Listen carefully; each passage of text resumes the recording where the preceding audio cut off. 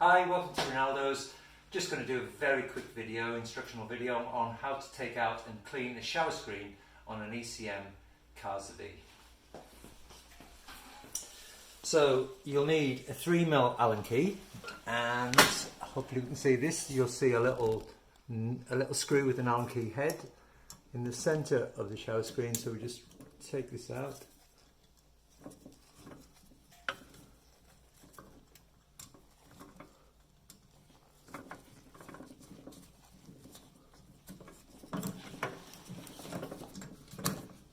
This out here, and let's have a look at this. It's just come back to us from a customer, and you can see here that we've got a build up of coffee there, and if I just hold it up against the light, that's not too bad at all. A lot of these a lot of the mesh there where the water is going to go through from the group head can get overly blocked if you don't go through rigorous cleaning.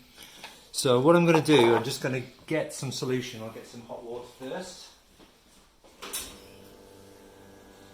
Get a tub of some cleaning powder, which is kind of potassium nitrate basically. This one's one of the best ones we've come across.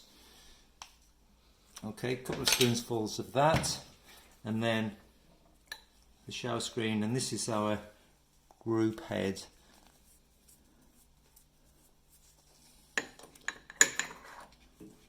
Plate there that we're going to put in. Get those both in, and I'll stick the screw in as well just so we don't lose them. If we get the camera under here as well, you can see around there there's a lot of film come out. So what I'm going to do is just clean that out with a cloth, and I might even change the seal and just show you that in a second.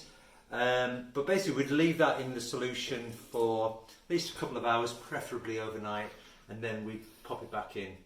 Okay, we'll do another video on all the other ECM machines that have heat exchangers, so it's a different way of levering the shower screen out. Very straightforward.